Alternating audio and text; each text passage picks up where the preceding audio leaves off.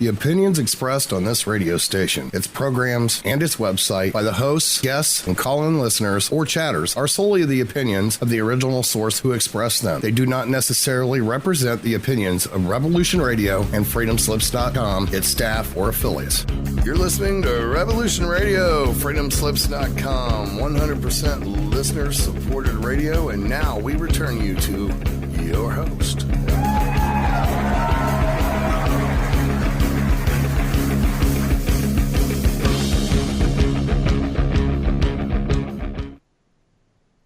Hello and welcome to The Divine Truth on Revolution Radio. This is Taj, your host this evening.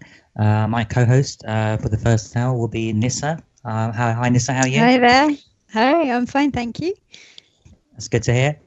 And our guest this evening, I just want to introduce our guest. He's written a few books, to say the least, about the law of attraction, manifestation, including I Wish I Knew This 20 Years Ago, The Understanding the Universal Laws That Govern All Things, and also a book I want to talk about this evening, the 222 Prosperity Affirmations, How to Speak Prosperity and Abundance into Your Life. And welcome to the show, Justin Perry. How are you? I am fantastic. Thank you so much for having me. Oh, thanks for coming on. Thank you. Now, for our listeners who haven't come across the law of attraction before, can you give like a brief sort of explanation as to what it is and how it works, if possible? If you can just give like a brief description to our listeners. Absolutely. Okay, so the law of attraction is just one universal law, just one. And basically it states you will attract the people, situations, opportunities based on your thoughts, your feelings, and the words you speak. You are constantly attracting things to you all of the time. Also, you've been doing it your whole entire life. That's basically what the law of attraction really is. You attract what you feel, you attract what you think about, and you attract what you speak. Okay, so like everybody uses the law of attraction every day pretty much, but they don't really know it, kind of thing. Is that right? Every day, all day. You are literally shaping and molding your reality. Every day, all day, 24/7. The law of attraction is always on. It never shuts off. Mm-hmm. So you basically have learned how to control it, is that right? How to manifest what you want to happen in your life. Absolutely. You know what? This concept, this philosophy of being has changed my life. And it's so simple. It's so simple that I wish I knew this 20 years ago. That's why I named my book, I Wish I Knew It 20 Years Ago, because basically when I found out the negative things that I was attracting to myself, the hard times, they were drawn to me because of what I was putting out. What you give is what you receive. What you put out into the world is what you get back into your life.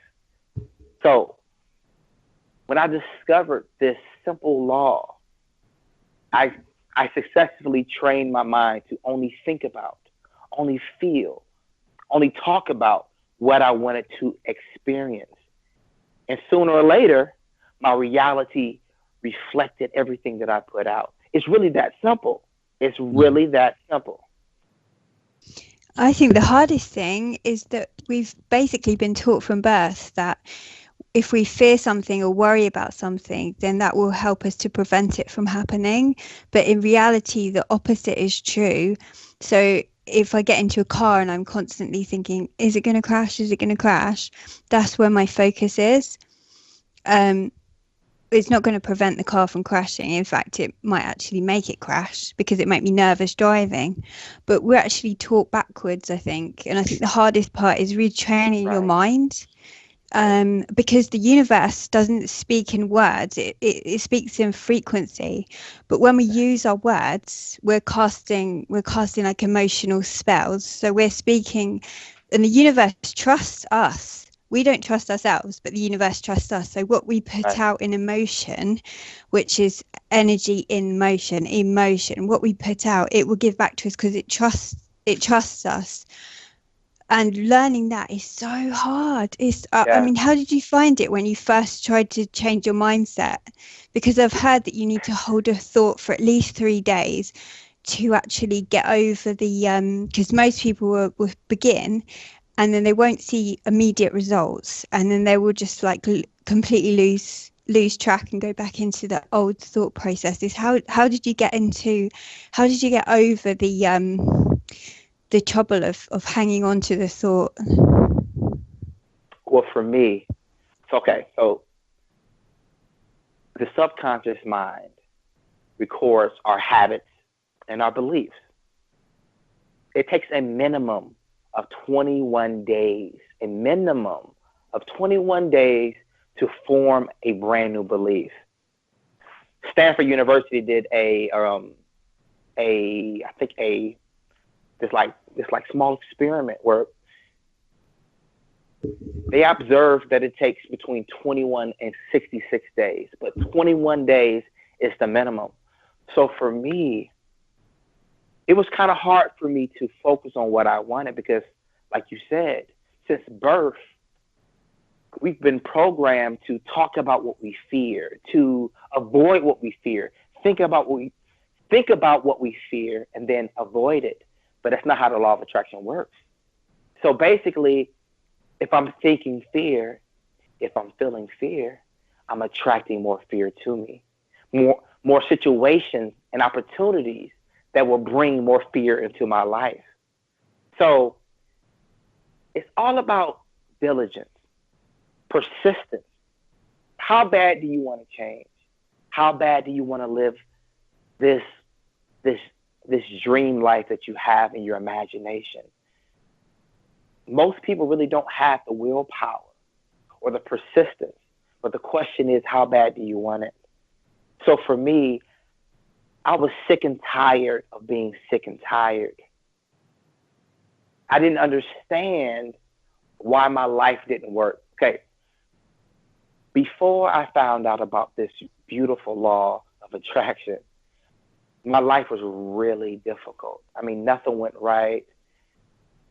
I would fail at everything I tried to do. I was broke.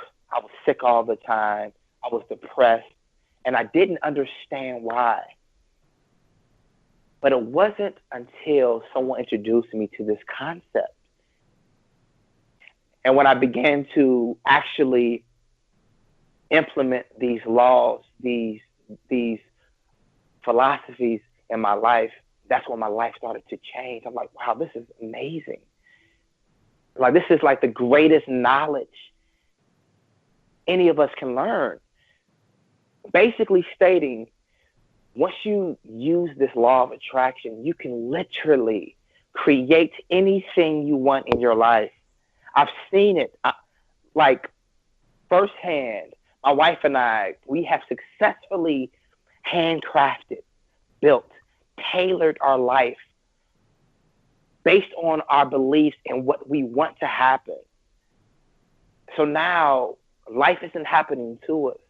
Life is more so responding to what we're putting out. But like you said before, it's all frequency. Yeah, I find if you're in your bliss, in that one thing that really makes you happy, that raises your frequency, then everything you need will come towards you through the form of synchronicities.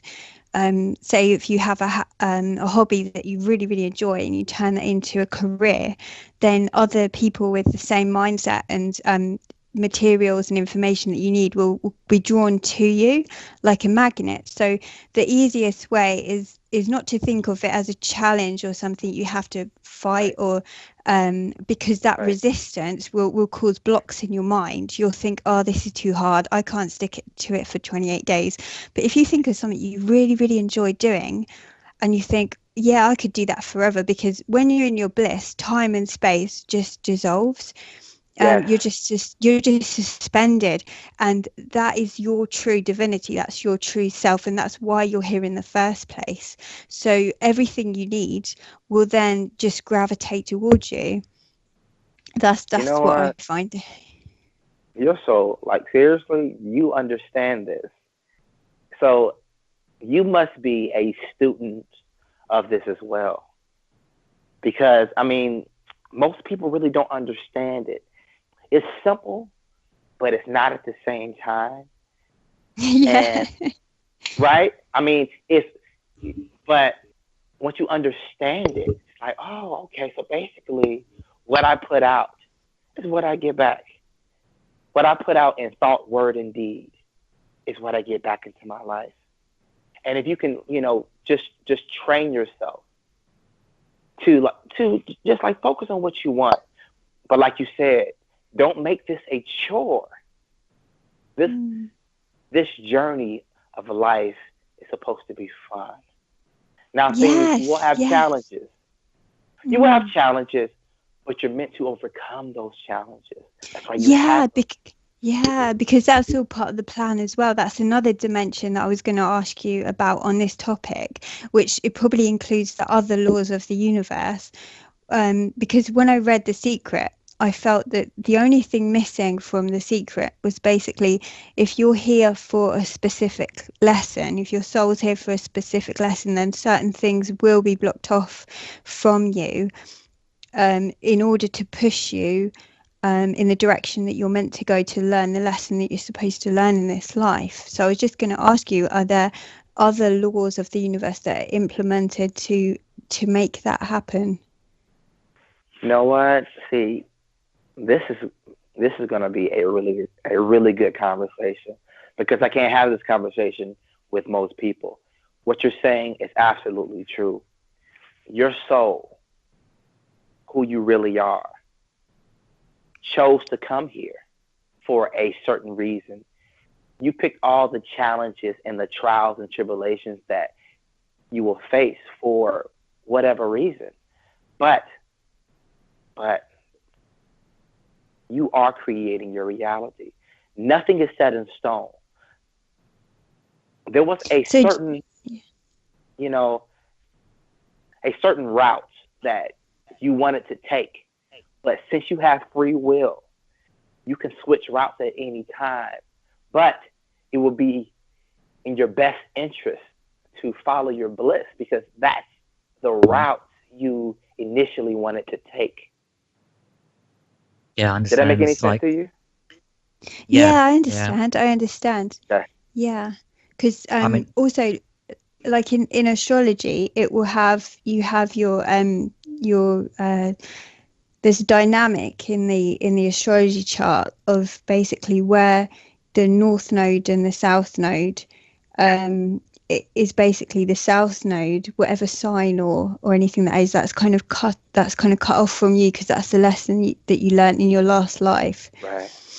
And that's what the Vedics believe, which you can kind of see manifesting.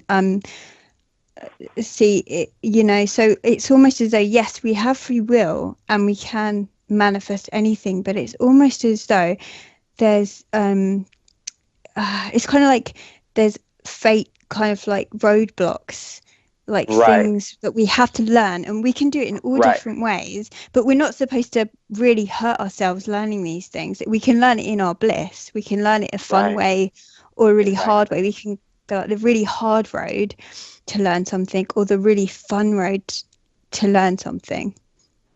Right. See, okay, so thing is, I love studying. Okay. So like I love studying near-death experiences. And I've actually interviewed a couple of people that have actually, like passed on and came back. And they all say similar things, where basically we chose this life. Not only this life, but our parents, our spouse, these challenges that we have. some people deviate from their plan so much that like their angels, their guides are trying to get their attention. Like, oh, whoa, whoa, whoa, you're steering way off the path here because of free will. So this life that we live is semi-challenging a little bit because no one has given us the guidebook of how life works. You know, every religion has bits and pieces of the truth, but the reason why so many people are depressed is because they're not really truly living the life that they came down here to live because of free will or whatever happened. They have deviated from the plan. But you're never stuck. You're never stuck. The lesson that I've come down here to teach and to remind people of is that you are shaping your reality. You become what you think about. You attract what you think about. And things don't happen overnight, but it's a gradual process. Gradual process. When you change your frequency, when you change your thoughts, sooner or later, the people and the opportunities will be drawn to you like a magnet, and you begin to shape your life. But if you follow your bliss, you will follow the divine plan that you came down here to live, because we all did come down here with a divine plan. Lisa. Yeah, I always think it would be so amazing if everyone, because a lot of people who have near-death experiences and do get to the level of consciousness which is referred to as like the Akashic records, and then they come back and they realize they remember this bliss. And sometimes I think to myself, maybe they had to have that experience to get back in touch with themselves, to get themselves back on their own path. Yeah, you know what? It's seriously, there's so many different ways that our guides or angels can get our attention. One thing that I found out that each of us had at least 2 spirit guides or angels that are with us at all times. And they are the still quiet voice, the still intuition that's guiding us and steering us like, maybe it's not a good idea, or maybe you shouldn't do that, or maybe you shouldn't say that. See, when I follow my intuition, 10 times out of 10, it works out for my favor. But sometimes Justin is stubborn and I want to do things my way, you know, and I learned the hard way. Yeah, like, I've tested it out sometimes. Yeah, I've tested it out sometimes by doing the wrong thing just to test it. Right. You know, I mean, I'm far from perfect, but I believe that I am beginning to understand these universal laws better. The more I understand them, the more and better I can teach other people. And that brings me bliss. That's why I came down here to remind you, because I believe that on some level, we already know this information. Yeah, we're here to remember. Yeah. We're here to remember. So thing is, my job, my mission of service is to remind the masses. That's why, like, I have a large YouTube channel, you know. I have about, 600 something thousand subscribers on my YouTube channel. But that's my mission here. I came down here to remind others of, listen, no. You are not a victim, sweetheart. You are a creator. You are a creator. Yeah, exactly. You can build and shape your life to whatever means you please. But be careful, because what you put in the universal law is what you're going to get in physical reality. I guarantee you that, negative or positive. Yeah. I wanted to ask you, Justin, I personally don't believe in things like coincidences. I think everything happens for a reason. and that people come into your life to teach you lessons, whether it's a positive lesson or a negative lesson. Like people get into relationships that are bad, but they learn from it. They get into jobs which aren't necessarily jobs that they want to do, but they learn something from that. But even positive things, positive people Absolutely. come into their lives to teach them stuff. I wanted to ask you about that. What do you think about the fact, the idea that nothing is a coincidence? This universe, this earth, our solar system is structured around order.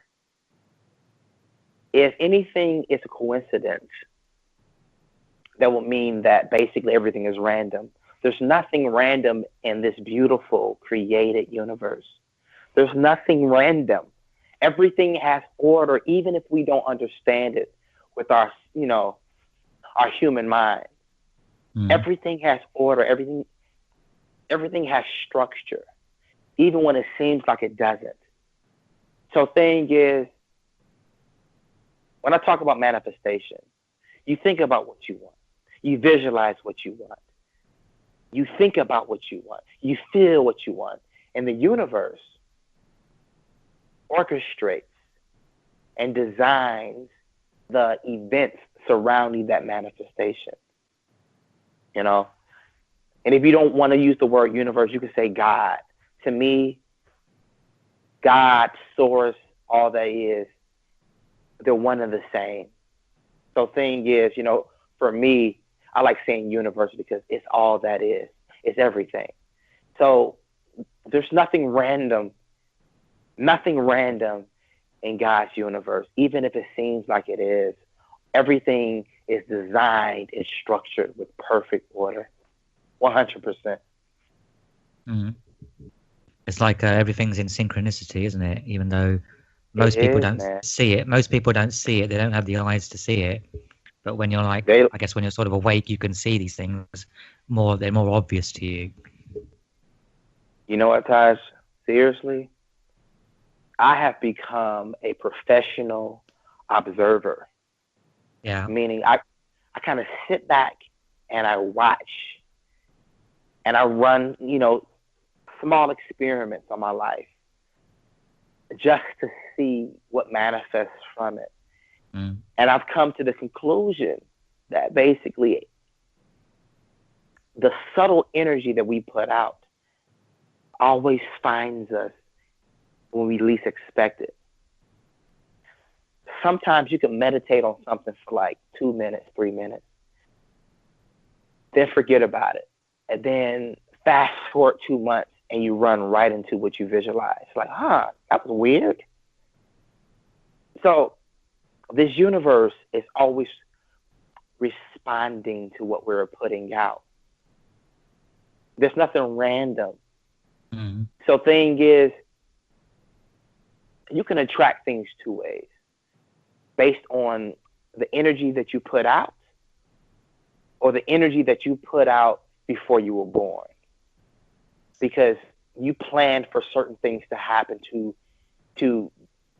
steer you to where you're supposed to go.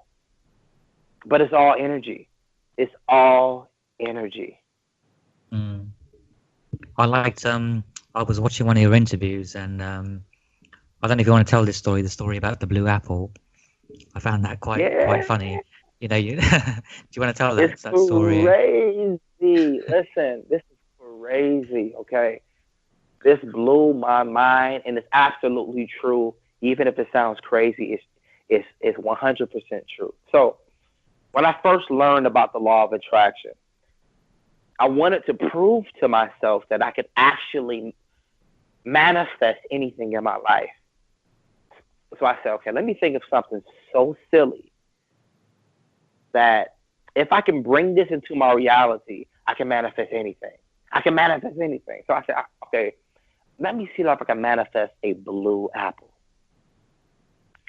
A blue apple, something so ridiculous as a blue apple. So every day for about like 3 minutes, 5 minutes a day, I would just visualize holding and touching and feeling a blue apple, right? Every single day for for maybe about 5 days. After the 5th day, I forgot about it. Actually, I just like plainly forgot about it. Fast forward 2 months, and my wife and I, we are in Bed Bath and Beyond, and that's a merchandise store like in the United States. Mm. And we were walking through the aisles, and I ran into a shelf, and I look over to my right, and it's a whole shelf full. I'm talking about the whole shelf from top to bottom. It was full with blue apples. And it freaked me out so much that I took a picture of it, because I said, you know what? Nobody's going to believe me. And basically, these blue apples were like ornaments that like make your refrigerator smell nice. And the name of the product was called Blue Apple, BLU Apple. And you can find it online right now. And it flipped me out so much. It freaked me out so much. I said, oh my God, what the heck? Like, I just manifested some blue apples into my reality.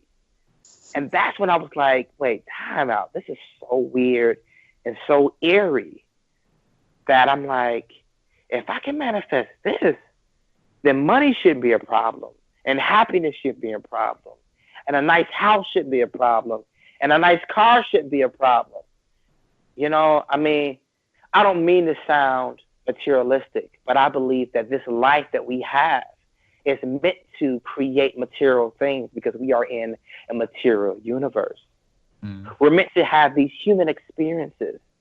And part of having this human experience is having material goods so you can experience being human. So thing is, I went crazy. I started manifesting everything from hot dogs to, jobs, to income, to passive income, to cars, to scooters, to my lifestyle. Mm-hmm. Listen, no one on planet Earth can convince me that this law does not exist. I've seen it, y'all. I've seen it. I've lived it. I'm living it now. You create and shape your reality on your thoughts, by your beliefs, by your feelings, by the words you speak. You are constantly shaping and building your reality. I'm living proof. And I'm not going to rest until at least 3 billion people know this and understand this information. I am on fire, and can't nobody cool me off. That's so cool. I wanted to ask you, like, how would karma fit into this? If you're like manifesting like all this good stuff, then a lot of people would say that there's some kind of karmic consequence to that. Like if you're manifesting money, then something bad has to happen because you're manifesting money. Or if you're manifesting a new job, then something bad will happen in that job. I mean, what is your your idea about that? You know what? One of my maxims is, just because life is going well for you now, it doesn't mean life won't get. That doesn't mean life will not get even better over time. Mm. People sometimes sabotage the good things they have in life because for some odd reason, someone has programmed them down the line to believe that if too many good things happen to you, something bad has to happen to you. That is bull crap. That's crap. Mm-hmm. And if you believe that, I promise you something bad will happen because that's what you're putting into the universal law. Listen, this is no exaggeration. I cannot tell you the last time I had a bad day. I cannot remember the last time I had a bad day. Now, thing is, I have challenges all the time, but these challenges are meant to be overcome, but they don't ruin my day. Mm-hmm. These challenges actually bring more joy into my life, because there's nothing more fulfilling than overcoming a challenge. It's like, man, I just ran through that waterfall. Man, I feel good. I cannot tell you the last time I had a bad day. You can successfully tailor your life to your liking. But if you have the belief that, oh, you must save for a rainy day, it's going to rain. It has to. That's a good point. Yeah, that's a good You know, point. it has to, because that's what you're putting into the universal law. This law, these energies, positive and negative, they are our servants. They are our servants. They obey us. You're not victims. You're creators. Act like it. Mm. So even if you're manifesting everything that you want in life, you have to keep that sort of the positive mindset. Otherwise, once you fall back into that the fear sort of mindset, oh, you know, I've got all this stuff now. What happens if I lose it? You know, you've got to like try and stop. You know, it's very difficult. Obviously, if you're from birth, you're programmed with that mindset. You've got to stop yourself from thinking, you know, I'm going to lose it all now, or something bad has to happen. It's a very difficult thing to learn to do that. This is what I found out. So many millionaires, they end up losing their millions, Mm. and then they get it back. And, right? So the thing is, like, I find out that they lost their millions because of their perpetual thoughts of, what if I lose it? What if this happens and I lose everything? But then, once they lose everything, they remember the feeling that they had when they had their wealth. And they change their thoughts to thoughts of wealth, to predominant thoughts of wealth. And then they get it back. Like, prime example, Donald Trump. Like, he was like, I think, $2 billion in debt. He lost everything. And most millionaires, they can find the filling place. Because I found out, if you can find the filling place of the result, the desire that you want to have, you can manifest it back into your life. You can replicate it if you can find the feeling. Mm-hmm. That's how powerful emotions and feelings are. If you can find the feeling, you can manifest it into your life. Right, Sorry for rambling also. Yeah, I guess in a way, once you become a millionaire, you become, what's the word? I guess you become content with what you have. And right. Yeah, you sort of you lose. know, yeah. Go ahead, Nyssa. Yeah, I was just going to say, an observation that I've made is that people who are, say, in the category of like millionaires, billionaires, if you actually go inside of their homes where they live, it's extremely minimalistic. They've got lots of space, lots of clearing. They're not holding on to things. They don't have clutter. They don't hoard things.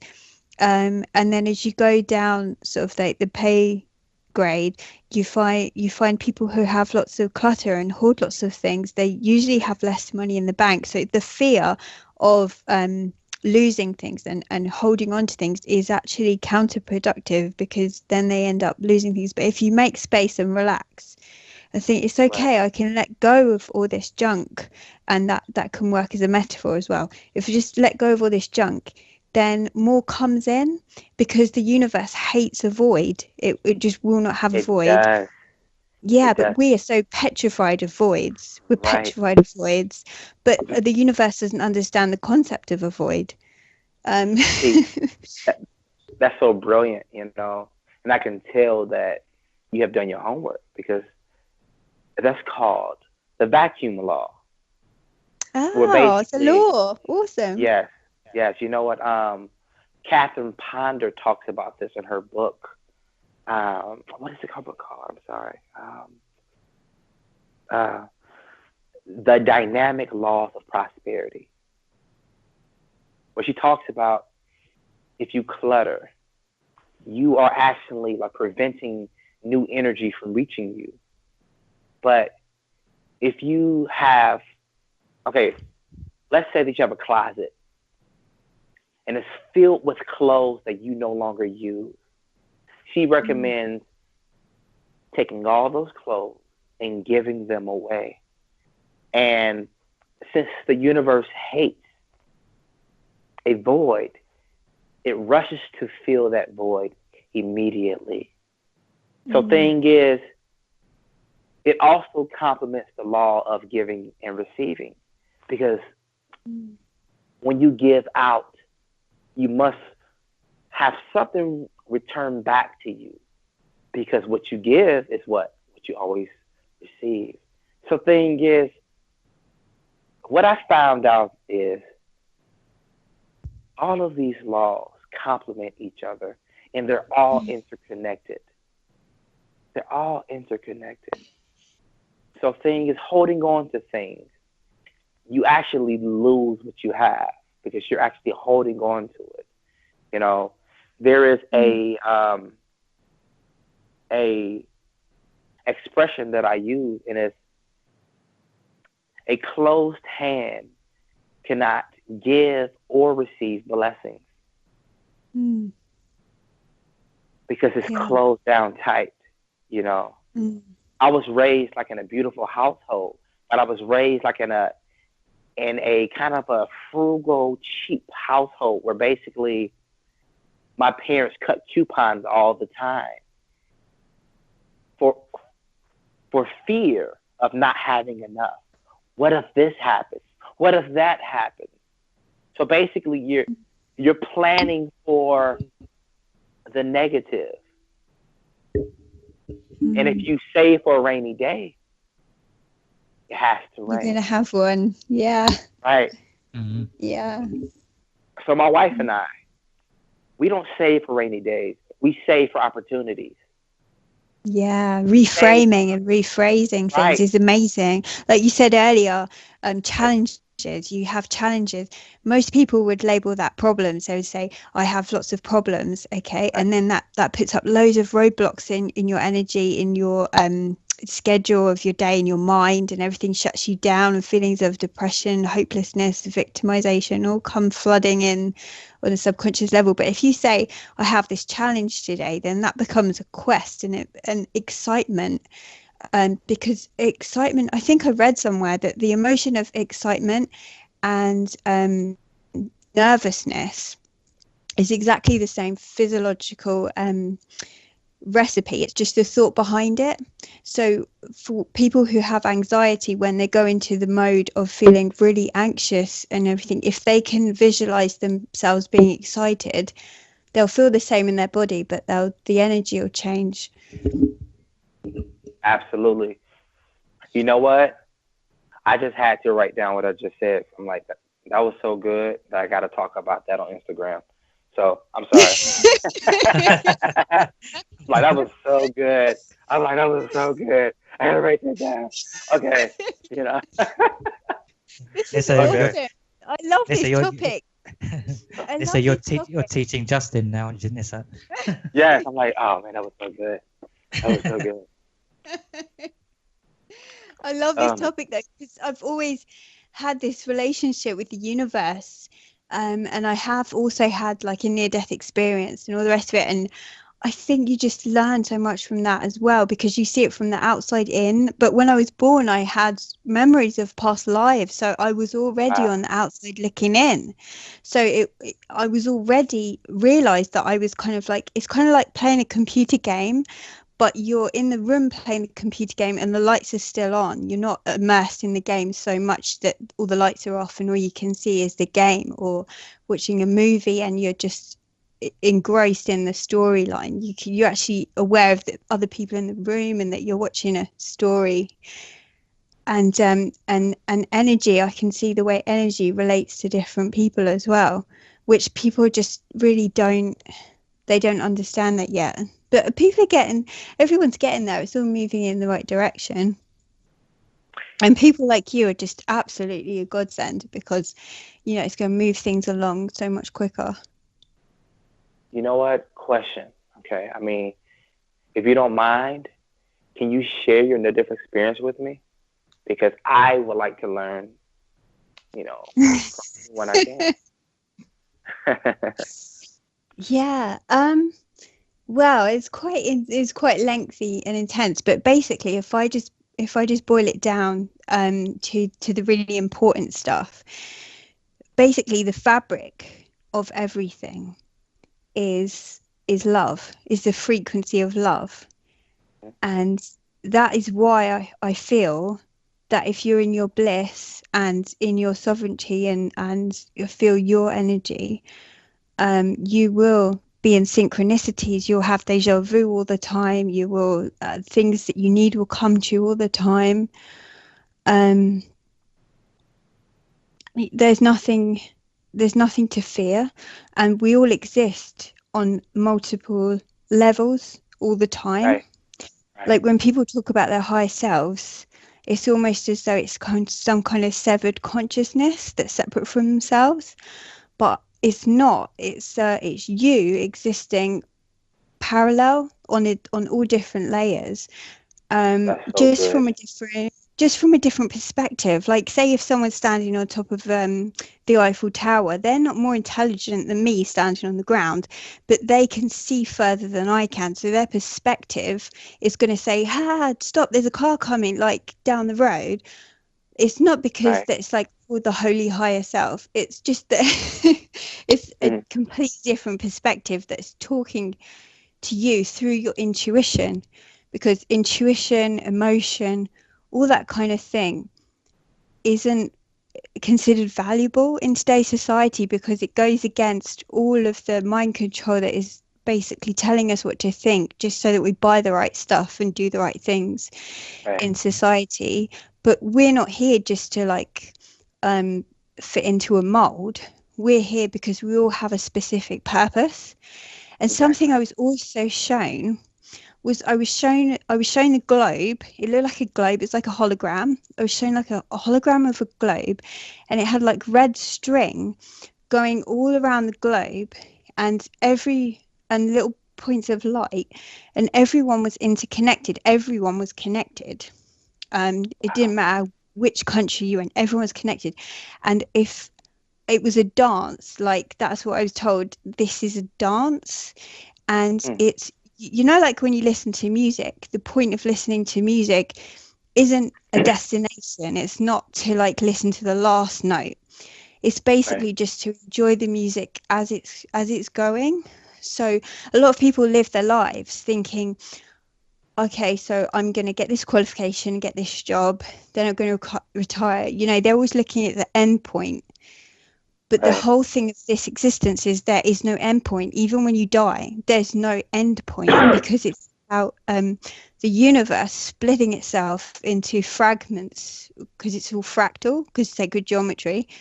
So it splintered itself into all these fragments out of love for itself, to love itself, to understand itself, so that it could observe itself and learn from itself. So we're all like fragments of like a mind within a mind within a mind, like Russian dolls. Because everything is mind, and that's why all this stuff about how you think works. Because you're tuning into different frequencies, which is different levels of the mind within the mind. So I mean, it's really hard to put into words, but it was, I just kind of saw it all from the outside, but it's very beautiful, and it's very all fits together. It all fits together, and everyone's important. No soul is any less value than any other soul. The soul is at a different frequency to the body, and that is why when you fall out of your bliss, you haven't lost your soul. You can't lose your soul, but your frequency goes into your body frequency, your 3D frequency, because the body resonates the same frequency as the planet, and your soul resonates at the soul frequency. So it's not that you've lost your soul, it's just you've gone into your body frequency. So you're just into like eating, sleeping, satisfying your body. But when you're in your bliss, you're in your soul. And because you're in your soul, then you're connected to, that's why when you're connected to your soul bliss, you forget to eat, you forget to sleep. You don't care. Like, it's like when you fall in love sickness, you know, so you can't eat, you can't sleep because you're in that bubble, in that, I see it as kind of like a globe of light that's like in your chest. And that's like the soul energy, and it resonates at a certain level, and everyone resonates at that level. And that's why you'll attract people at the same who are similar to you, because your soul will have a similar. That's why you have soul groups. You'll find that people will, when they incarnate, you'll have certain families that always incarnate together because we're all family. Yeah, we're all family. It's just it's more some more closer in vibration than others. Yeah, but it's all vibration and frequency. Tesla really knew what he was talking about. Yeah, absolutely. Wow, seriously, I think you should write a book on your. Yeah, it's on the list. Yeah. Make it happen, because we need it. We need it. You know what? Also, I found out that we're here for one another. Yes. We are servants for one another. Like, the talents that you have, the gifts that you have them so you can serve mankind. Yeah, it's a dance. We are serving one another. Yeah. Right. It's a dance. Yeah, it's a dance. Yeah, if one of us doesn't hold the other one up, or if one of us is out of step, the other one's going to fall on the floor. You know, so it's all a dance, and that ties in with the timing. Everything has a certain timing. Say if I'm late for a bus or something, then I'm going to hold someone else up who's waiting at the stop further down the road. Like every little, and it's always the little things. It's never it is the big things as well, but it's always the little things that make the massive difference, which I find really poetic. Really makes sense. Wow. Mm-hmm. I love it. I wanted to ask you this idea that Sarah, my friend and my co-host, has talked about that all of our souls are part of God, that we're all connected to God, but most people have lost that connection, you know, because of everything around us, the mind control, the programming, everything. We have lost our connection to God, and that is why a lot of people are, you know, in this mindset, you know, that they can't do this stuff, they can't manifest this, they can't create, you know, the perfect job, the perfect relationship and everything else. It's because we have become disconnected from God. What do you think about that, Justin? I think that on a soul level, it's impossible to be disconnected from God on a soul level, but on a mental level, we have forgotten who we are. When we operate in the vibration of love, we operate with the source, which is, which is God. We are all pieces of the Creator. Every single one of us, we're parts of God. You can't separate a wave from the ocean. But down here, you can forget who you are and your connection to the source. And if you don't operate in love, you're operating in fear. And fear is the opposite of love. And fear causes everything that some people will call evil. But evil is just, evil is darkness. But darkness is just the absence of light. Darkness is just the absence of light. So down here, like on this three-dimensional earth plane that we live on, we have both sides of the fence. We live in a great polarity of really, really, really good and really, really, really, really bad. But That's part of the beauty. Because down here, like we're meant to overcome so much darkness just to return to the light. Now, some of us get lost on our way, but I guarantee you, we will all eventually return back to the source, some sooner than others. That's what I found out. Yeah, that's interesting. That goes into the whole thing about, I know you've talked about like the nature of reality and the holographic universe. I mean, I think it's even been proven scientifically that we're living in a hologram. You know, I don't know if it's like Absolutely.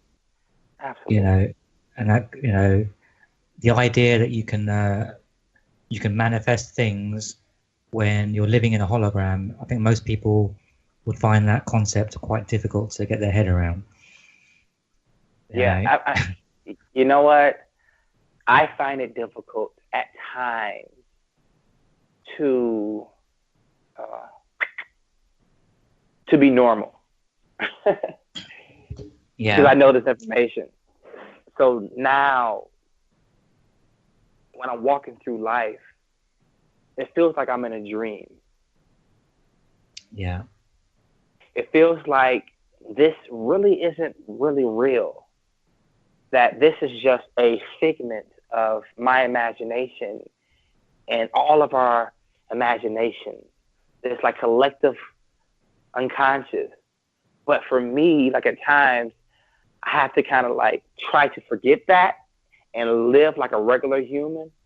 But for the most part, I'm like, dude, I'm in a dream. I'm in a dream.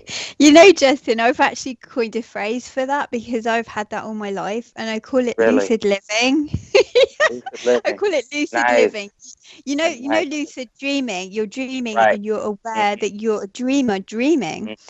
Right. But when you're awake and you're living, but you're lucid, that there's a higher self in charge. That's yeah. It's so funny. Where it's brilliant speaking to you, Justin. I think I have to go now because Sarah's going to take over. So you've been excellent hands. It's been brilliant speaking I'm not with sure. you. Don't go. Stay with us.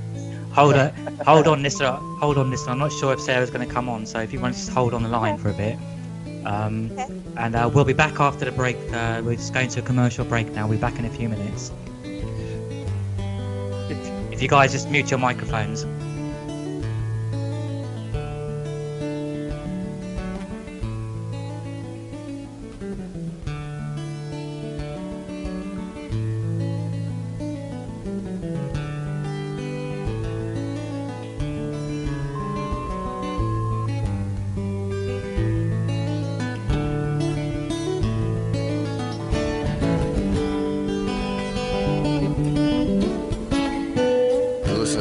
Radio at freedomslips.com, and we'll be right back after this message.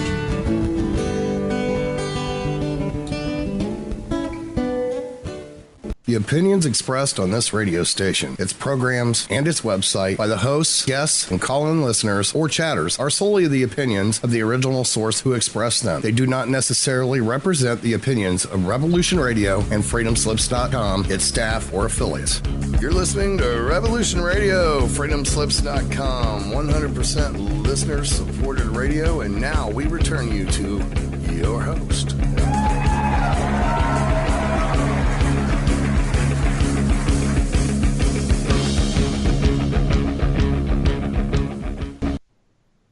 And welcome back to the Divine Truth on Revolution Radio. With my guest, Justin Perry. Before we continue the show, I just need to remind you that Revolution Radio is a listener-supported station. We do rely on your donations to keep us on air.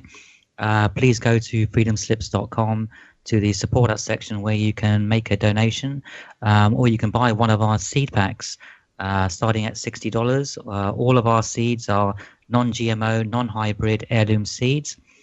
You can make a one-off donation, or you can join our monthly support club where you can make a donation starting at $10 a month. And now we'll return you to the show where hopefully we should have Sarah with us now as well. Are you there, Sarah? Sarah, you on mute again? Sarah, are you there? Yes, I'm here. Oh, hi. I think this is going to Hi. shoot off. This is going to go now, are you? Hi, Sarah. Yeah, I need to get some sleep because it's quite late here. But I'll be leaving Justin in excellent hands. Sarah's amazing. You are awesome, Sarah. Okay. Thank you, All right, Nissa. guys. All right. Okay, Bye. Bye. Great Goodbye, speaking Hi, to you. Nisa. Thanks. Bye. Hi, Justin. This is my co-host Sarah Adams. She's going to take over the second half of the show. Sarah, what's going on? Oh, I'm sorry that I couldn't do the first hour. I love kids, and I was Skyping with some of the my family's children, so I was occupied No doing that. worries. Yes, I try to put kids, before anything in my life. I think that's very, very important. So I had to slip out the first half.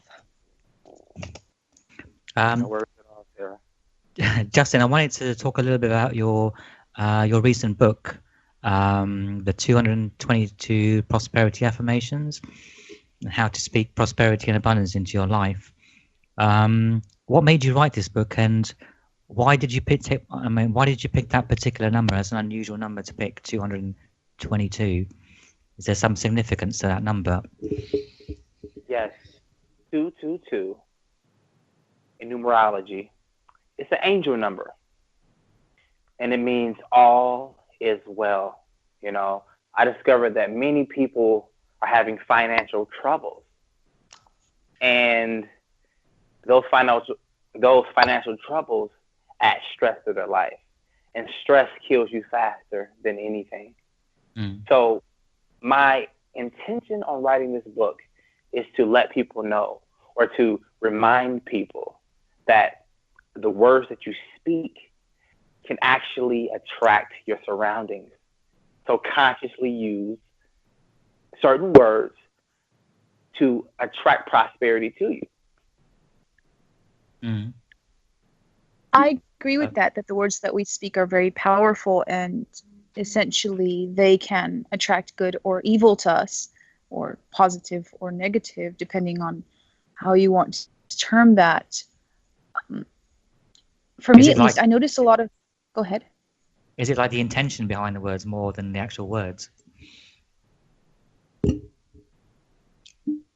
Well, I think the willpower in back of the words too. I think somebody who has strong willpower, they're going to manifest very quickly into their life many things, and also people who have a lot of energy. I think somebody who's depleted in energy or willpower will manifest it a lot less than otherwise. 100%. You know what? It's all about intention, but also the feelings generated from the words used. The feelings generated. So for me, anytime I practice affirmations, I make sure that I somehow find the feeling of what I'm trying to manifest. And if I can find the feeling, as I said earlier, you can manifest it into reality. But intention mixed with feeling.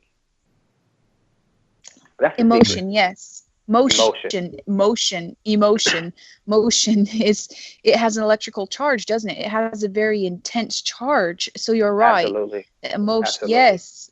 So it charges the intent. Yeah. That's very interesting, because they play so much with our emotions in society, whether it's TV dramas, that from people crying to laughing to it's insane, in one TV show, how many emotions a person can play out. And I believe that they lose an emotional charge of energy while doing so, and that society's built around sort of trapping your energy from you. So it's really interesting. Yes, it's really interesting how all of this works. And also, oddly, the shape of numbers, I find that quite interesting, because for me, like, recently the number 8 and 9 have definitely been on my in my mind a lot.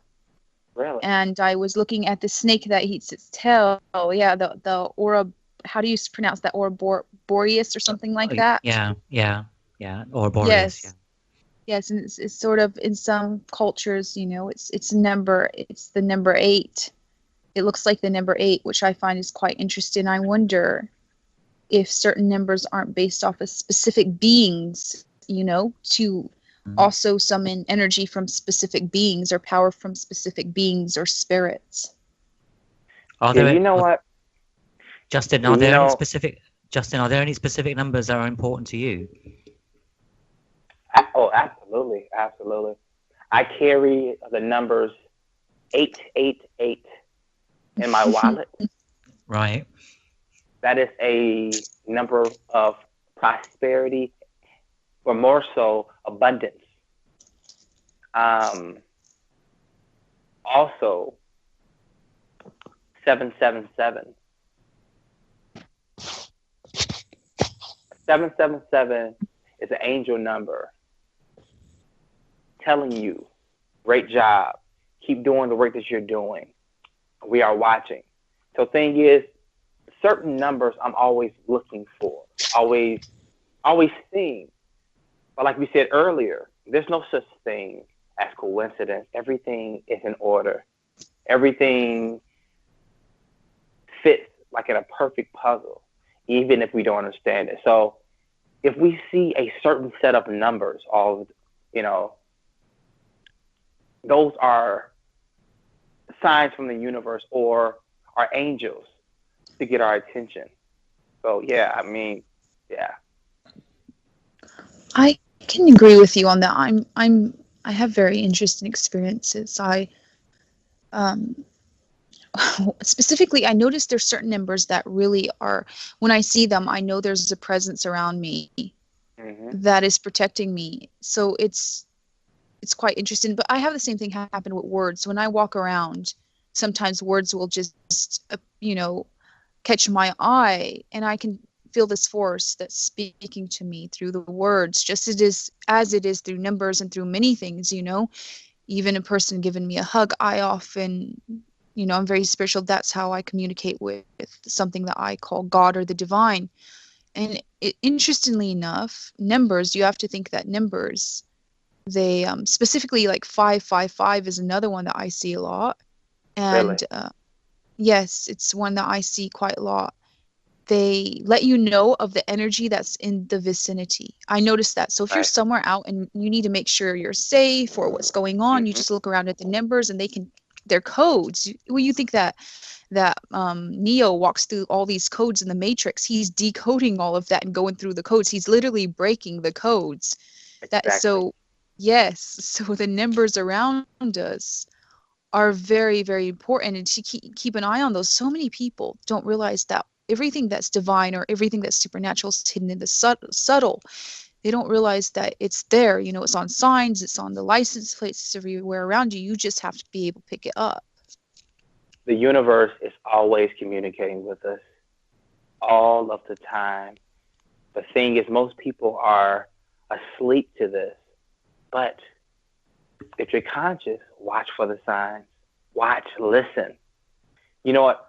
Also, if I'm out somewhere and I overhear a conversation, I think that, okay, I was meant to hear that part of the conversation for whatever reason. The universe is always communicating with us, but all we have to do is just sit back, observe, and listen. Yeah, I think most people don't do that because they're too busy with their day-to-day lives. They're too busy with their job, their family, work, everything else. It's but in a lot of ways, all that kind of thing is a bit of a distraction from what we're supposed to be doing here, and the real reason we're here. What do you think about that idea, Justin? I think since we do have a mission, that mission is tied to your passion, to your bliss, as Nyssa said. So for me, we really can't tell other people how to live their life because we don't know why they came here. But what I believe is life isn't about finding yourself. It's about creating yourself. We are creators. So, that's my take on it. Do you think that a lot of people are off track because they simply aren't listening to their emotions or to their intuition or even to the subtle signs that are around them? Absolutely. Absolutely. You know, I mean, we have angels with us all the time, or spirit guides. They're constantly speaking to us through our intuition. But since most people don't really trust their intuition, they miss the sign and they're kind of thrown off track. Since we do have free will down here, we have a tendency to jump around and not stay on the beaten path for us. So, absolutely, yes. Do you think that by continuously not listening to their intuition, that maybe in the end it's so numbed out, it sort of shuts down a bit on them and they get very, very lost? Because this is something that I think has happened to so many people around, you know. They're sort of stuck in these sort of prisons, and I feel like I could see the signs in their life that showing them to get to a better place, but they're so scared. They stay in one place and they, you know, they're not picking up these signs anymore. And I think it's possibly because of the fact that they suppress their intuition, they suppress the signs giving to them. So, you know, the universe got a bit tired of it, and just that just stopped they got really out of tune. Mm-hmm. You know,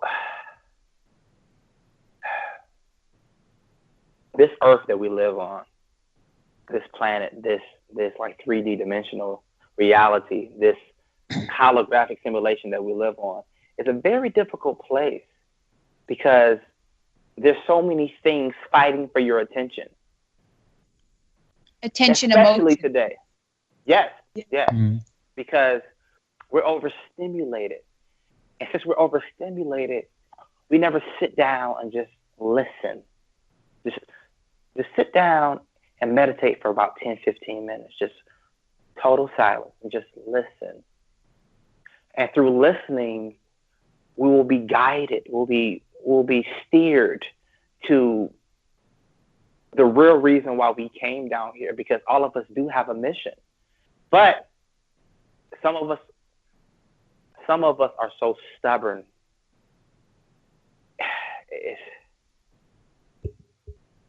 Some of us may have to come back here again because we did not complete our mission. But I mean, this is a very tricky place to live. I think it's a place that's further away from the light. What I have been shown, right.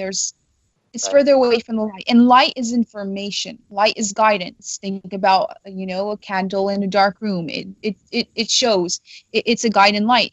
So since it's further from the light, this place, I think a lot of people easily get lost, you know, because there is a cord that goes directly. I believe there's a universal cord that connects you to higher dimensions, and that being down here, that can get very, very thin or very, very weakened. Right. And yes, people get lost, you know, and then I believe that when they get lost, they get depressed, they get sad, they get sick. And eventually they start to become energy vampires in a way, looking for those who haven't lost their light, because everybody in the end really wants to reconnect to the light. They just aren't going about it right. There's a lot who are predatorial about it. Sadly, they don't even realize they are, I don't think, you know? So this is some of the research, and this is some of the work that I've been doing recently. You're very, very on point with what you're saying. Thank you, Sarah. Justin, brilliant. I saw one of these, you know, these memes they show. They show that I saw one on Facebook the other day. It said, doing the same thing every day for 75 years is not living a life. And I think a lot of people, they get stuck in this sort of, you know, work and everything else. And, you know, pretty much everyone's life, you can predict what someone's going to do, like next month, next week, next year, because they do the same thing every year.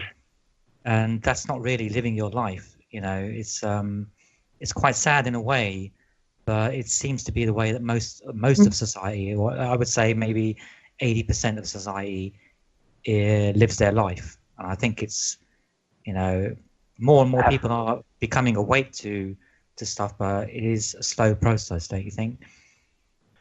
My philosophy of life is meant to be created in every aspect, but to your liking. Since most people don't know that we actually create our reality, because we do, they live their life as victims, thinking, well, this happens to me. Life sucks and then you die. No, no, no, no, no. You're not a victim. You are a creator. Yeah. Life isn't happening to you. Life is responding to you. Well, so thing is, yeah. Exactly. I was just saying how the whole third eye and all of that, you know, we're sort of like the body's a projector for our soul. It projects the reality of our, yes, this is the thing. And so you're right. We're projecting our lives around us. That's the thing. I think that people are too scared that they might be that powerful. They don't believe these things. They are way too scared, sadly. We're living in a society where people are too scared to think that they are divine, that they are supernatural, that they are beautiful, that they are creators, that they can do these things, that they have these abilities, that this is originally what was meant for them. And even in the Bible, Jesus said, you will do even more than I. And that's what I'm saying. There's something wrong in society because people should be healing the planet. People should be healing each other. But what has religion done? Everybody basically has thrown all of their issues on the quote, it's God or Satan. They don't take self-responsibility. Their children. Exactly. They are not pilots. They are co-pilots. Yes. And this is causing a huge problem. And then we wonder why society is crippling. We wonder why we have thousands of children, literally hundreds of thousands of children dying. Considering that we have so many religious people in the world, don't you think that shouldn't be happening? And this is not a dig at religion. This is simply saying that I do believe all the religious writings were very, very from divine sources, and they got very, very sort of messed up, through people copying them and through other forces, I believe, that messed with them. But originally, I do believe it was about self-empowerment on every level. It even states that the garden was given to humanity. What are we doing to the garden? We're not taking care of Earth right. We are not taking care of ourselves, our souls, our bodies, or Earth right, or even the very literal animals that we've been given to watch over. So it's really in depth this on many levels. It's not to bash religion, but religion has really stifled humanity's progress because they are more so. Religion teaches you to not take responsibility for where you are in life. Okay? They say, oh, it's either Satan doing this to you or God is doing it to you. Like, wait, no. This heaven and hell that you speak of lies within you. You are the creator of both based on the frequency that you're holding. So the thing is, when you tell people that they are creators, and if they are religious, they say, oh my goodness, that's of the devil. Because I don't create my life, God creates my life. You have to take responsibility. Hey, listen, you have the choice to eat the cake or not. It's your choice. God or Satan does not appear to you and say, here, you have to eat this cake or not. You do your own choices. It doesn't, this is, God, we're not in kindergarten here. It's the fact that I think that too many people are scared to do it. Again, that's what I'm saying. My whole view of it. But once I see people start to get in control of their lives, start to control their health and their bodies, things change for them that are so positive, and it's absolutely amazing. And if we had enough people around the world that did that, the world would not be the way it is today. Absolutely. You know what? I was raised in a very religious household. I am actually the black sheep of my family because I refuse to be this religious nut. I've had so many debates with family members, because both of my parents are pastors. I'm like, listen, I mean, have you researched where, you know, how the Bible came to be, the original canon, how like the Council of Nicaea constructed what you believe in 325 AD? I did. Go ahead. Yeah, you know, it's just one of those things. But I can't judge because I don't know why they came. I don't know their soul's heroic mission because, you know, their journey might be different from mine. But we have a problem when you are scaring people and telling them about hell and, you know, hell and fire and, you know, you're stifling your evolutionary process. Oh, I totally agree. But the nicest, you know, some of the most, quote, religious people I've met can be the most unforgiven, unkind, and horrible people, and yet think they're going to heaven or they got God in them, yet they are just horrible people. They have no compassion or anything like that, you know, and they think it's like literally their ego. And most of them have failed in life at doing anything to help others. It's all about that. I can judge you because I'm going to heaven, sort of thing. And it's quite sad. And it's like, you know, I've run across them that were alcoholics, that were drug addicts, that had been absolutely horrible womanizers, and I could tell they weren't healed of any of those things. And it's absolutely interesting to watch these people just, you know, instead of going and healing both their body, their soul, and whatever else. You know, they're just, well, I've got religion, so I'm okay, and it's in self-denial of many things. I think it's quite interesting. But as for the Bible being changed, you look at older versions, and it's much different. Oh my goodness! Even just versions around the world than here. Oh my goodness! You know what? There is a Bible in Turkey, like in a museum, and that version is one of the oldest versions, like of the canon, you know, we have. The book has over 45 corrections and edits from the King James Version. Wow. That's over 8 edits per page. You have no idea what you're reading. I do, like, again, though, I do believe, like I said, it came originally, but they were infiltrated. They came originally from very divine teachings. It's very interesting, though. The King James version of the Bible, doesn't it end with chapter 20, verse 22, I think? Here, let me go ahead and look that up very quickly. Believe it or not, I do have Bibles. Oh, really? Yes. Well, actually, I've got the I think it's 22 or 22 or 23. I think it ends. It right here. I've had this Bible for years and years and years. I've read the Bible very many times. Okay, so let's see. End of yeah. What's the end here is yeah. It's 22. It ends with chapter 22, doesn't it? If I remembered right, it ends with chapter 22. I've got to get this right, or half of my listeners are going to be like, what are you talking about? I read so many books, though. And if I get wrong on Bible one, it's really going to be bad there. God, people are so unforgiving in society, and then they think they're all that good. You know, I forgive people all the time for doing stupid crap. You know what, though? Okay, let's see. Last chapter. Can you Google that, Taj, while we're speaking here? It's either 22 or 23, but I know that the verse,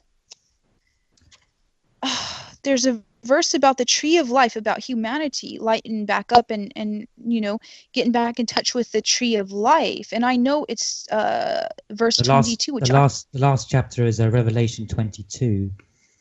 Yes, and I think it's verse 2. You know what? I mean, I don't want to give the impression that I hate the Bible or anything. I love Jesus. Like, Jesus is awesome. But I know for a fact that the early church purposely changed many of his writings and his scriptures and his words to meet a certain agenda. Yeah, I think a lot of You books know? were left. A lot of books were left out of the Bible Oh my in the goodness. early, So because many books. because they didn't agree with the Catholic agenda or whatever you want to call it. You know, Right. But you think about religion. Jesus didn't have any religion back then, anyhow. That's a whole argument in itself. Jesus didn't go worship anywhere, have a religion, and was not, so that we built a religion off of Jesus is absolutely ridiculous, because Jesus didn't want religion. It's a joke. And it's easy for somebody who has any intellect to go ahead and put two and two get together. It's usually people who are not very, very well within themselves that cannot understand things straight. Things are simple, and a lot of stuff in the Bible is supposed to be taking, metaphor. They're metaphors. They're not to be taken literally either. This is another huge issue. Yeah, I think a lot of people turn to the Bible for answers as well, which I think is I think that it depends on. Now, this is what we were talking about this the other day, me and my friends, that per se, take a person who's has a very toxic system. They have a lot of heavy metals. They eat crappy foods. They drink. They're going to read the Bible in a vicious way that is negative to themselves and others. Take that very same person, detox them, give 6 months, no kidding, because real change starts around 3 months. 6 months in, when they start to read stuff and look at stuff, it's going to be totally different to them. I do believe that things change according to your frequency and vibration. Absolutely. 100%. 103%. You just said a mouthful right there, because it's true. I mean, the foods that we put in our body have a major impact on our frequency, because if you eat too many heavy foods, too many heavy meats like beef and pork, they lower your vibration, and you vibrate like at a lower base level. Mm-hmm. So, I mean, when you change your frequency, everything has to change, because everything is energy, Mm-hmm. So, I mean, what it's you said is true. Go ahead. So it's putting on different on it's almost like in that movie They Live, where he puts on the glasses and he can see everything for what it truly is, rather than what's being fed to him.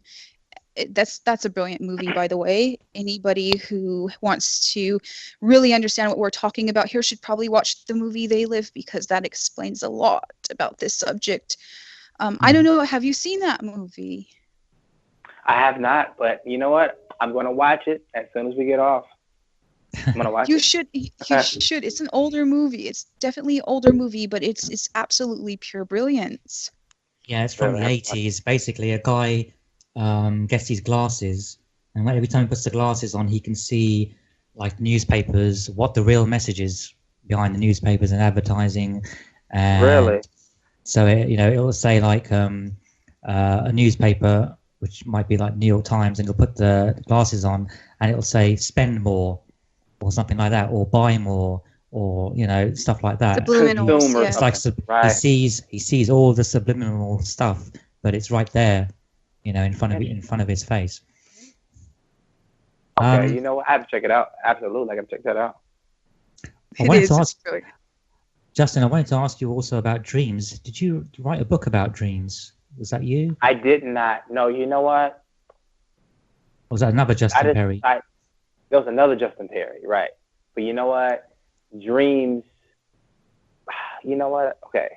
I wanted to ask you, like, how do dreams fit into manifestation? Because a lot of people have different ideas about dreams, like it's their higher self, or it's just their brain processing information. How does that fit into manifesting and the law of attraction? How do dreams fit into that? Based on my opinion, your dreams,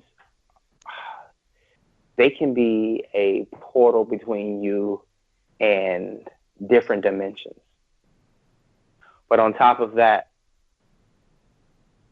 for the most part, I believe our dreams are just our subconscious mind communicating with us, for the most part. But I'm not really versed too much in dreams, because, like, to me, I mean, like Like there could be like so many different angles, but I honestly believe that our dreams are a bridge between our subconscious mind and different dimensions of reality. Yes. 100%. I get really worried if a person isn't having dreams, because this means that their energy is blocked on some level. Okay. I have people that come to me and say, I don't have dreams. And this is where I know that they need to go ahead and try to work on streaming more energy through themselves, which is very connected to health. Dreams also, I believe, for me at least, per se, I go to some city and I'll check into some hotel, go to sleep. This happened when I was in England, because I lived in England for some years, and we would go around and visit castles or stuff like that. And when I went to sleep, I would literally dream what had happened there, if I had a past life there. So you're right about the subconscious. Yes, really communicating back and forth. But you have to realize I do a lot of stuff to try to clear myself all the time so I can stream in more energy. Just earlier, before I did go ahead and before you called me Taj the first time, I was deeply meditating, and I was meditating about people who are energy vampires and how that can be fixed. And then I realized that there was a correlation between black holes and our cells inside of us that were either suns or black holes, and that how to fix that. So there's a lot of information that always comes to me through deep meditation that is almost dreamlike or dreams. Interesting. Yeah, I sort of connected it up. I've worked at that. Yeah, they're all connected. Like somehow our dreams are connected with our subconscious, which is connected to our past lives, which is connected to different dimensions of reality, which is connected to source, and it goes on and on. I don't even think we're scratching the surface. like seriously, I don't think we're scratching the surface, but I enjoy the mystery of it. I love the mystery of it. Do you think that angels could possibly live in the dream realms? I think it's all possible, Sarah. I'm not going to lie to you. I think it's all just like, just endless dimensions of reality, endless possibilities.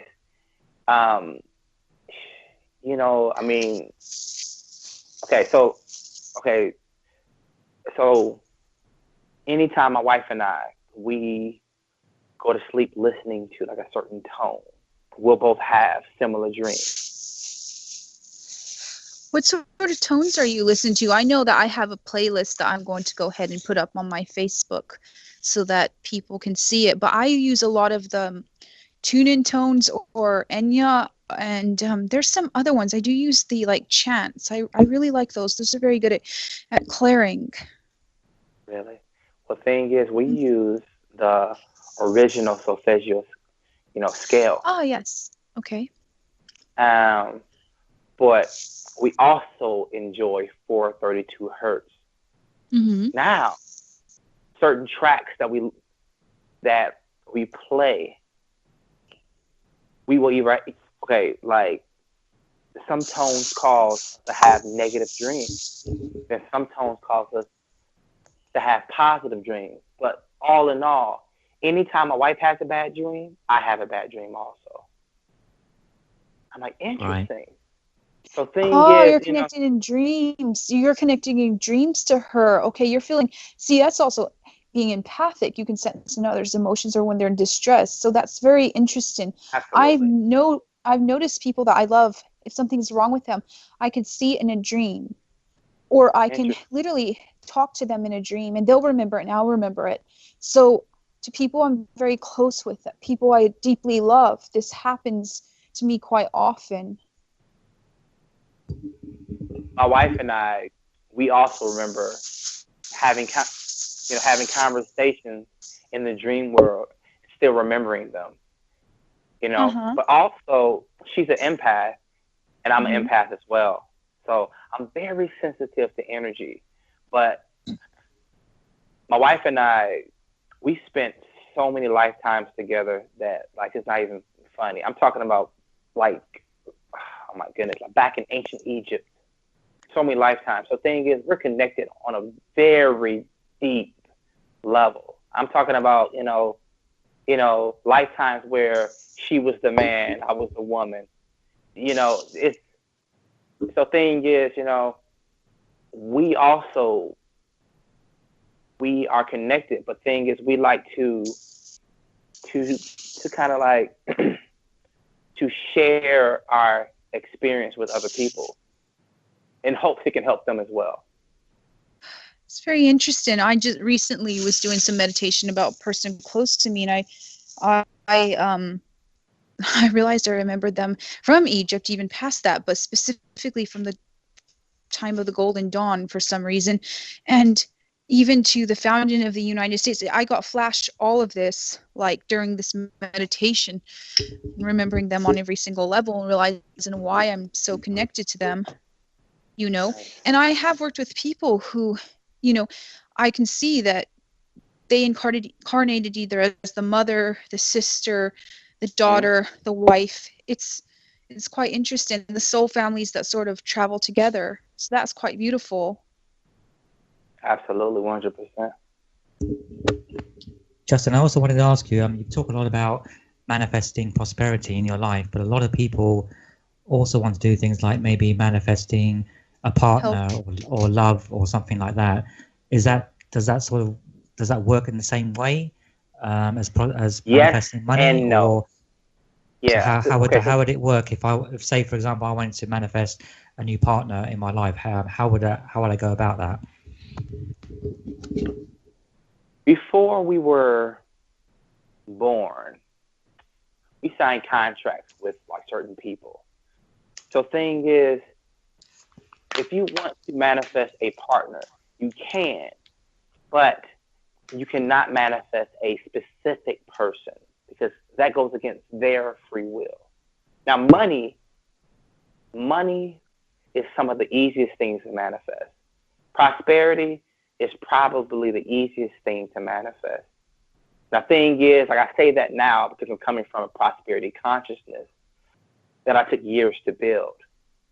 But anytime you want to manifest a partner, you have to allow infinite intelligence to bring that person to you. Now, thing is, you can choose the traits that you want them to have. Oh, I would like them to be kind, to be witty, to love, comic books or whatever. Perfect. But you cannot pick the specific person. Leave that up to the universe. Right. I have a question here, considering that. Okay, so per se you're in one vibration. You might want somebody back in that vibration that's like you, and then if you change frequencies, you might want a person that's way far more evolved, that's way far more open even to things like we're talking about. It really depends on the frequency you're going to manifest according to the frequency you're at. And it doesn't matter to the words, really. I don't think you can say all of this stuff, but it's going to go back down to the vibration. That's how the universe does it. Right. Frequency. 100%. Yeah. It's all about the frequency that you are emitting. Words do not hurt. They just put things in order. Words are nothing more than expressed thoughts, but thoughts are energy. So words by default are energy as well. So thing is, like, the words really don't matter, but thing is, they put in perspective what you want to animate. You can choose the type of personality that you would like in a mate, 100% easy. But thing is, picking a specific person, you should leave that up to the universe. I agree. I know that I read one of the worst things, and I've seen some people do it was to try to use magic to manifest the person that they wanted, and it backfired really bad on them. Yeah, So really bad. yes, that's really, really bad to do. Yeah. So I agree with you. Do you have you ever come across, Justin, like things like black magic and stuff like that, where people manifest using spells and things like that, rather than using the universal law and the law of attraction? Again, I guess it's sort of like people use it as a shortcut, I guess, in a way. You know There's no shortcut. Yeah. Yeah, you know what? There is no shortcut. You know what? To be honest with you, I know nothing about black magic, anything else. I stay in the light. And that's where I like to keep my intention, So thing is, I know nothing about black magic or, voodoo, or I don't know anything about that. So thing is, yeah, it's best to avoid all of that stuff. Yeah, I think it puts people in deficit of energy. I think that it makes people huge vampires because they are trying to cheat their way. And by trying to cheat their way in the end, it just backfires on them. Right. Yeah. So, I mean, I have no clue about that at all. Yeah, we were talking earlier about like there's a karmic sort of consequence to certain things that you do, and how that was linked to, manifesting stuff. But if you use stuff like black magic, there's obviously going to be some kind of karmic consequence to do that. Yeah, I mean, you know what? I'm just not sure. I wouldn't do it because that opens up different portals and pathways in your life. I wouldn't do it. Yeah. I was, I mean, for me, I stick to light, to love. So, I mean, I don't know anything about no spells or anything. That's a really good thing. Yeah. Yeah. It's a really good thing. Like I said, being in this area of work, I see people delve into that stuff, and I think it's best to avoid it. I avoid it at any cost. And just try to avoid people who do it too, because I think that just charges their aura with a very dense negative energy, and I don't want to have that around me. Yeah, I don't want it around me either. I agree with you. Are there have you come across any limitations to manifestation? Is there stuff that you've tried to manifest which you haven't been able to for whatever reason? Yes, actually, yes. So I was trying to become a police officer, but for some odd reason, it seemed like everything that I tried to do was blocked. But I got the feeling that if I persevered, I still could have done it, but it would not have brought me the happiness that I was looking for. It wasn't your calling in life. Right, exactly. So thing is, you can still manifest things that aren't for you, but they will bring you unhappiness, and that's not what you want. There is no limitation. The thing is, your angels sometimes put down roadblocks. Okay, you got to know the difference between roadblocks and challenges. Okay, you can always, okay, you're going to have challenges, but do not confuse the two. Like, oh my goodness, I love painting, but for some odd reason, all these roadblocks keep happening, stopping me. No. You're going to have challenges, but you got to know the difference. You'll know the difference by the bliss that you feel. If you love painting so much, if this occupation seeps through your pores and you can't let it go, even though there are obstacles in your way, you are meant to overcome those obstacles, because in the future, they're going to build your character up so you can reach that high plateau of success in painting.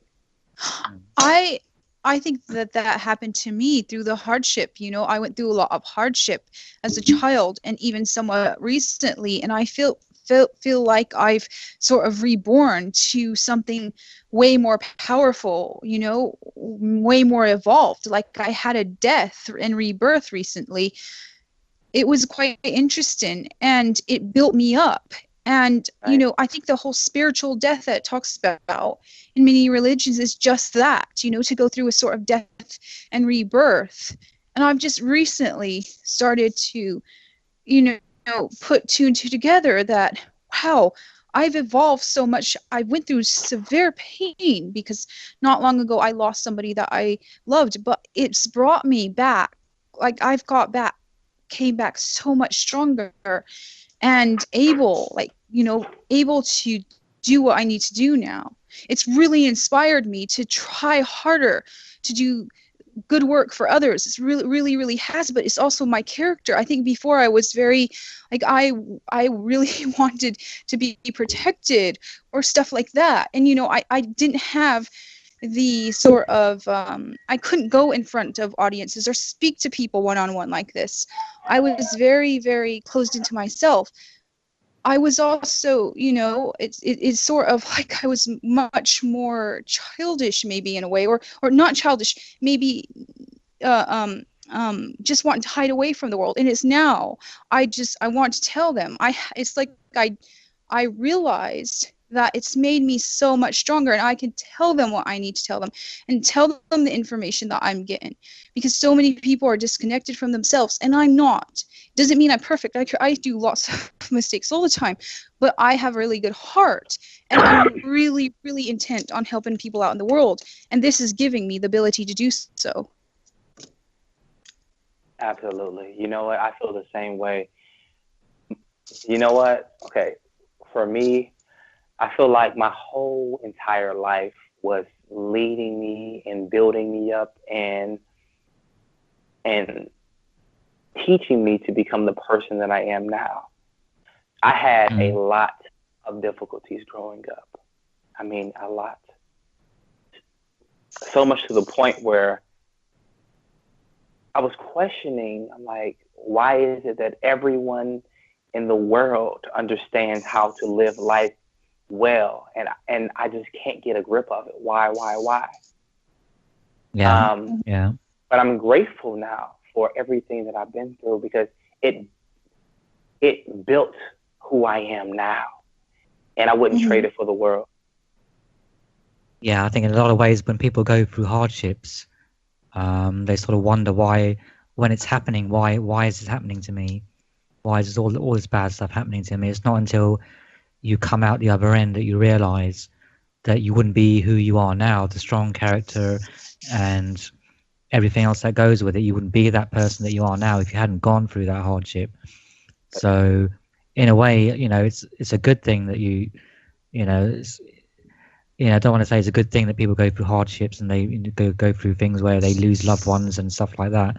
But in the end, it's sort of a way that you learn a lot of stuff from the hardship. Absolutely. I mean. You don't. Absolutely. Diamonds do not become diamonds unless they have pressure. This is my whole problem with Hollywood people. They're not getting any pressure in their lives, so they're becoming spiritually deficient and energetically in deficit. So this is a problem. They think that because their lives easier, they're actually gaining something, when actually they're losing a lot on a spiritual level. Diamonds are made under pressure, and I know, there's a Batman movie, I think, and he's, he basically, that's what he says in there, he becomes who he is because of all the hurt and pressure that he had. I always remind myself of that nice little clip in that movie, and I did since, I've had that clip for a couple of years now. And I do think that in the end, it evolves us on such a level that if you just had a very easy life, it wouldn't do so. You know what? I believe that, like, these, I guess Hollywood stars, they don't have an easy life. It seems like it's easy, but everybody is going through their own challenge. Even if it seems like they're perfect. Oh, she's beautiful. She has $10 billion in the bank. She has a great husband. Everybody is going through a silent war that no one knows about. Yeah. So I think for me, nobody can really know what someone's going through in their life. They might look quite happy and content and everything, but you don't know what they've been through to get there. Well, exactly. And you have to realize most of those people aren't happy anyhow. And you have to realize having that much money and being able to help out the world makes their karmic, the energy, more tough on them. Because if you have the ability to save somebody, to help somebody, you're not doing it, that really lays heavy on your soul, on your karmic energy. So you have to realize that people are idolizing people who are really empty inside, sadly, who are, and I was talking about this not long ago. I sort of bring up these subjects with my friends, and how there's some very beautiful people in Hollywood, and obviously very wealthy. They can't keep a partner. They look so unhappy. They look so lost, but they shouldn't. And people are like, why are these people?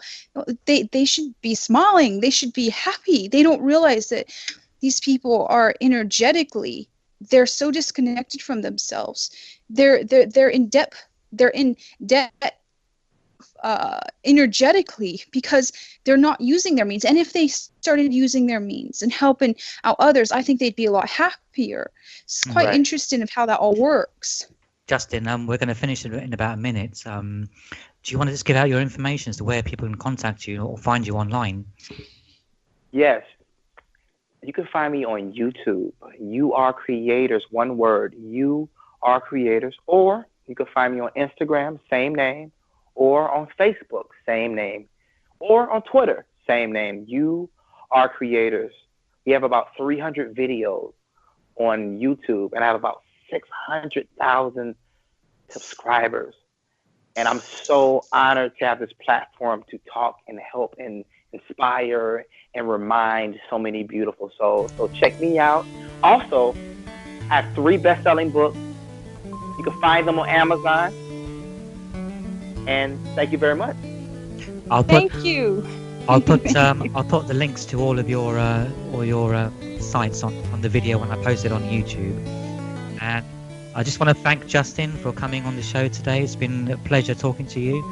And thank you, Sarah, for coming on. And Nyssa. Thank you, Justin. Thank you for having me. Bye. Good night, everyone. Good night.